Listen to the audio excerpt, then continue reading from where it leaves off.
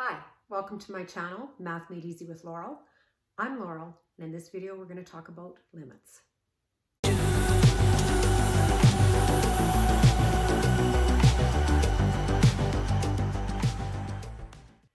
So in the previous video I talked about continuity, and we need to understand continuity when we talk about limits because the way we evaluate limits will depend on the continuity of the function. We need to talk about limits before we can talk about differential calculus because the concept of limits is used in the definition of a derivative. So I want to talk about limits in preparation for that in our videos on defining a derivative. So I mentioned what continuity was in the last video. I talked about limits slightly. I want to define limits properly and talk about how we find limits. So the definition for a limit is the limit of a function, which we'll call f of x, is that value which the function approaches as x approaches a given number, and we'll just call that number a. So in other words, as x gets closer and closer and closer to some number that we're going to call a, the y value or the function value will get closer and closer and closer to some number that we call the limit. F of x approaches a limit as x approaches a. Or as x approaches a, then your function or y will approach, we'll call it L, the limit. The notation that's used for limit is this.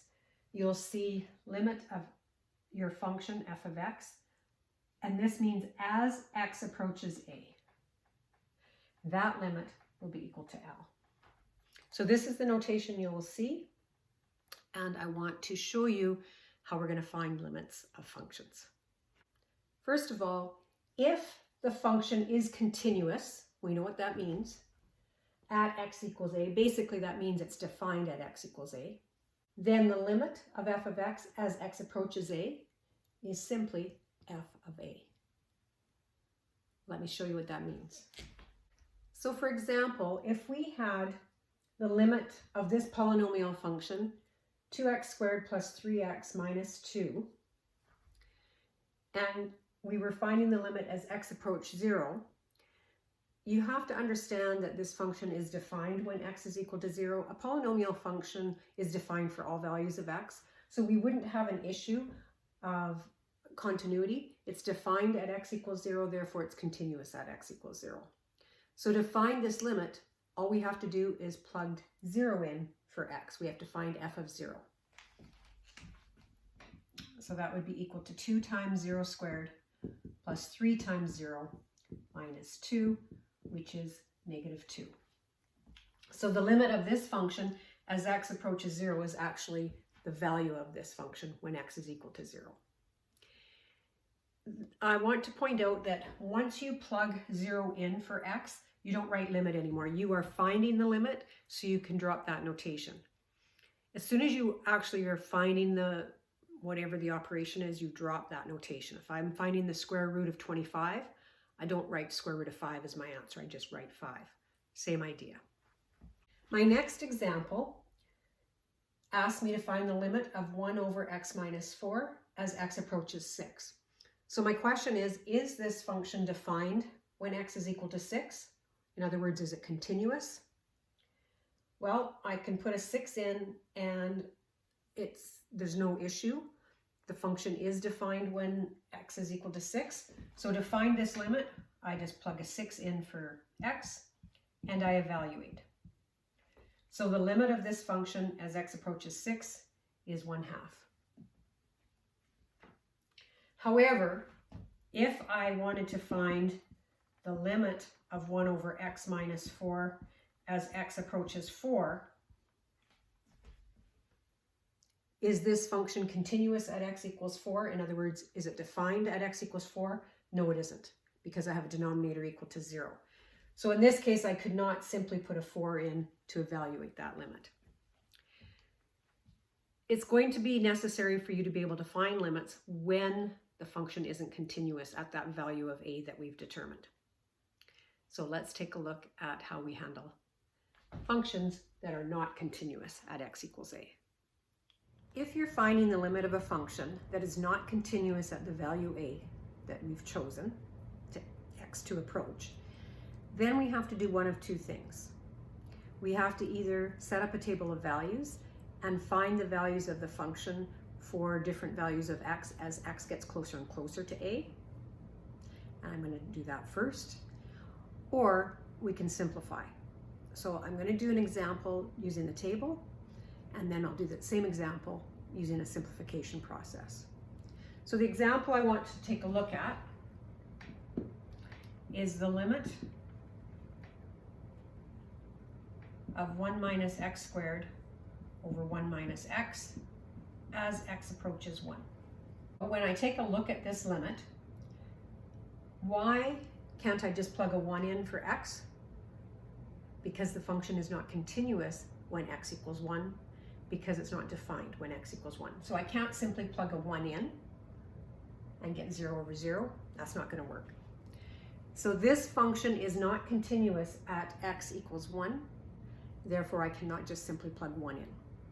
What I'm going to do is set up a table, and I'm going to get values of x getting closer and closer to 1, and I'm going to look at what's happening to my values of y when I do that. So I'm going to start with x equaling 0. And if I let x equal 0, remember my function is 1 minus x squared over 1 minus x. So f of 0 will be 1 minus 0 squared over 1 minus 0, which is 1 over 1, which is 1. So the y value is 1 when x is 0. Let's get closer. Let's get my x value closer to a 1. Let's use 0.5. When I put 0.5 in for x, I get 1 minus 0.5 squared over 1 minus 0.5. That's going to be 1 minus 0.25 over 1 minus 0.5. And that will be equal to 0.75 over 0.5, which is equal to 1.5. So my y value is 1.5 when x is 0.5. Let's get closer to a 1. Let's use 0.9. When I put an x value of 0.9 in for x in this function, I get 1 minus 0.9 squared, which is 1 minus 0.81, over 1 minus 0.9, which is 0.1. 1 minus 0.81 will be 0.19. When I divide that by 0.1, I get 1.9. So my y value of this function is 1.9 when x is 0.9.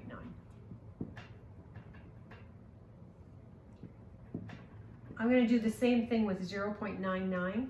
When I put 0.99 in, I will get a y value of 1.999. So I'm hoping that you're noticing something about the function value or the y value.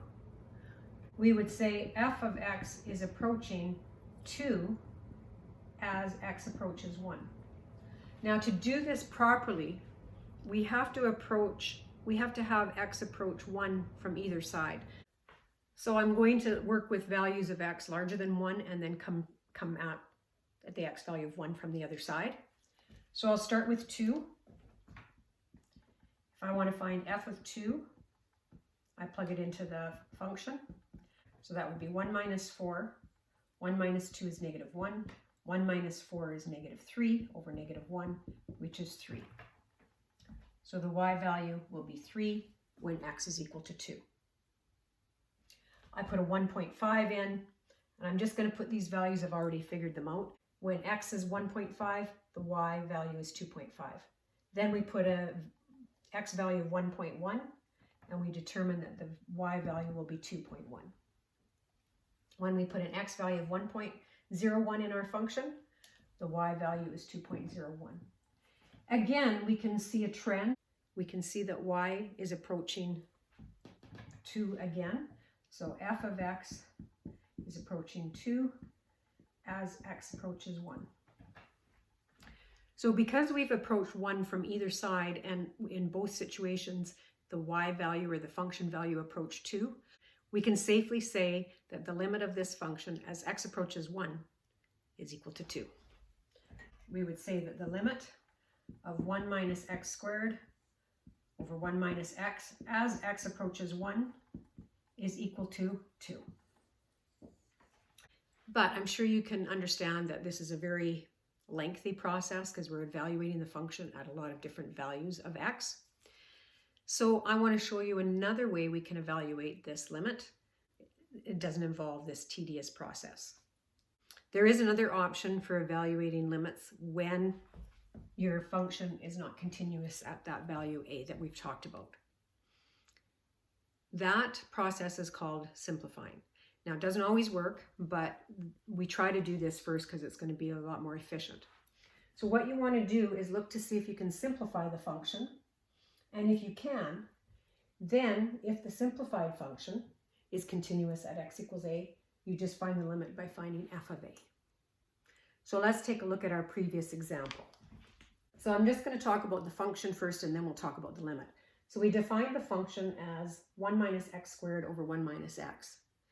Now, we can simplify this because we can factor the numerator, and my factors will be 1 plus x times 1 minus x over 1 minus x, and that simplifies to be 1 plus x. That simplification is valid as long as x does not equal 1, which it doesn't when x approaches 1. So we're getting closer and closer and closer and closer to 1 without actually equaling 1. So this is valid. We can do this simplification for finding limits. It's not a valid simplification for the function, because if we were to draw these two functions, they would differ slightly. If I were to graph y equals 1 plus x, it would be a straight line that's continuous.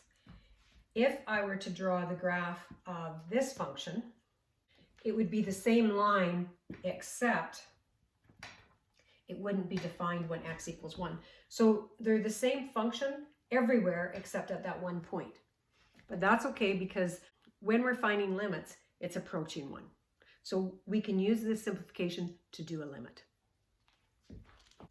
So if I was given this limit, what I could do is simplify. And now I haven't found the limit yet, so I still include the limit notation.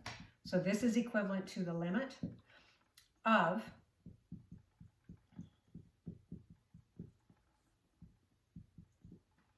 that function as x approaches 1. That will be equal to the limit of 1 plus x as x approaches 1. These brackets are necessary because it's the limit of the whole thing. So the limit of this function will be equal to the limit of this simplified function as x approaches 1.